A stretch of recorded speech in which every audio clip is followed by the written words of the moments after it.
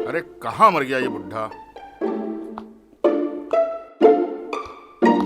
अब तुम क्या इधर उधर टहलो बे? इंतजार मालिक इंतजार। आखिर इतने दिनों बाद जो बाबूजी घर आ रहे हैं।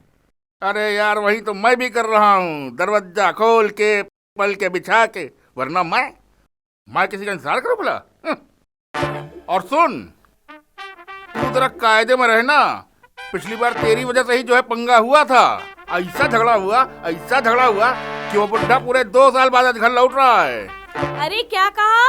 बाबूजी आ गए क्या? नहीं कुछ नहीं, बस आने वाले हैं। अरे मालिक आप चिंता बिल्कुल मत करिए। इस बार ऐसी खातिरदारी करूंगा कि वापस जाने का नाम नहीं लेंगे। अरे बाबूजी आ गए।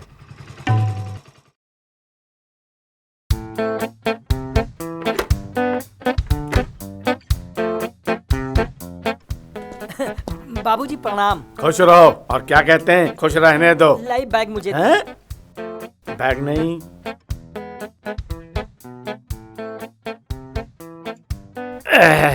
कोई खास चीज है क्या इसमें? खाना हाथ हटाओ।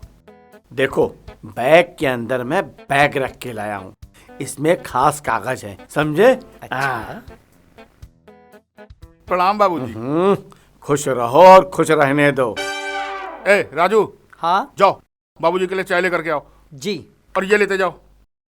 अजी सुनती हो, बाबूजी आ गए। ठीक है राजू, आओ चाय लेकर जाओ। जी आया।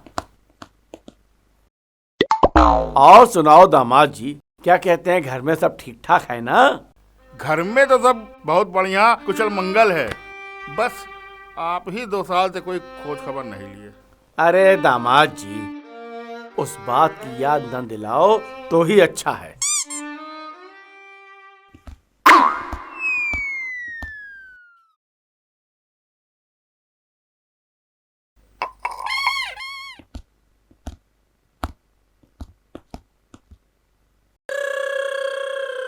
वाह बाबूजी, नई मोटरसाइकिल।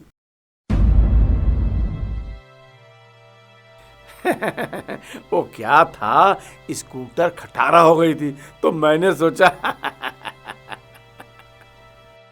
पानी लीजिए।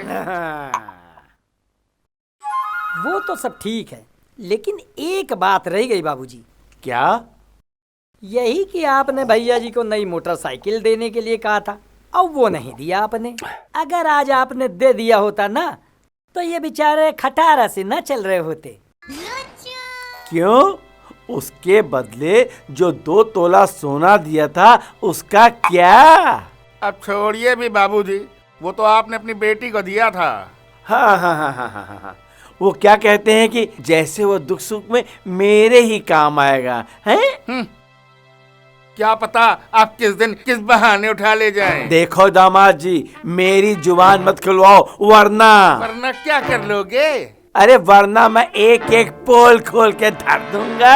अरे आप क्या पोल खोलोगे हैं? बारातियों की ढंग से सेवा सत्कार तो करना पाए। सारी इज्जत का मटिया मेट कर दिया। अरे मटिया मेट तो तुम लोगों ने कर दिया। अरे ऐसे भूखे नंगे बाराती लाने की क्या जरूरत थी? ऐसा ठूस ठूस के खा रहे थे मानो जैसे उन्हें खाना मिला ही नहीं। खाया तो खाया, साथ में बांध के भी ले गए। हाँ, तभी तो किसी को नाश्ता मिले तो खाना नहीं, खाना मिले तो नाश्ता नहीं। और तुम्हारे बाप ने खांची भर भर के दहेज लिया था, उसका क्या? अरे एक मोटरसाइकिल तो दे ना सके, आए बड़े खांची भर भर के दहेज देने वाले।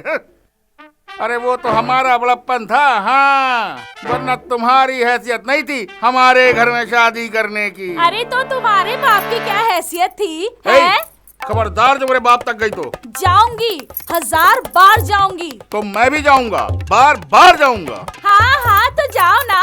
तुम्हारी क्या हैसियत थी? मेरे बाप की हैसियत थी जो पूरी शादी का खर्चा अकेले उठाया। अरे जाने दो बिटिया, जाने दो। वो क्या कहते हैं कि ऐसे घटिया आदमी के घर पांव रखना भी गुनाह है। हाँ तो जाओ ना, मैं भी तुमको कोई जो है बुलौआ देने नहीं जाता तुम्हारे घर में। हाँ हाँ जा रहा हूँ। इस बार मैं अकेला नहीं जाऊंगा, अपनी बेटी को साथ लेके जाऊंगा। हाँ अब मालिक, आप लोग आपस में लड़ाई क्यों कर रहे हैं? अब रोकिए ना। तुम चुप रहो और सुनो, तुमको जहाँ जाना जाओ, समझी? मेरे ऊपर कोई फर्क नहीं पड़ता है। वो तो मुझे पहले से ही पता है कि तुम्हें कोई फर्क नहीं पड़ता। जाओ उड़ाओ गुलछर्रे। हाँ तो उड़ाऊंगा, मेरे पास रुपया है, पैसा है, मैं उड़ाऊंगा गुलछर्रा।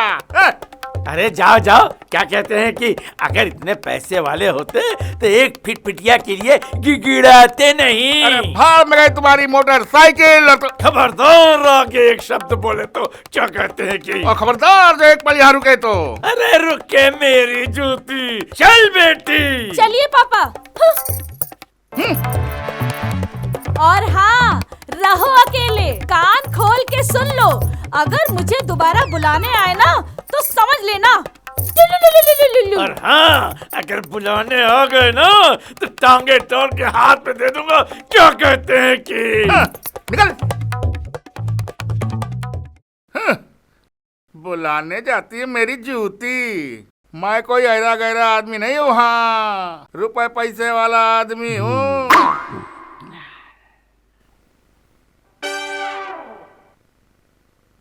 अबे राजू, इधर आ तू। नहीं मैं इधर आ, मालिक, इधर आ। मालिक। तुझसे कहा था ना मालिक। कायदे में रहना, फिर करवा दिया झगड़ा।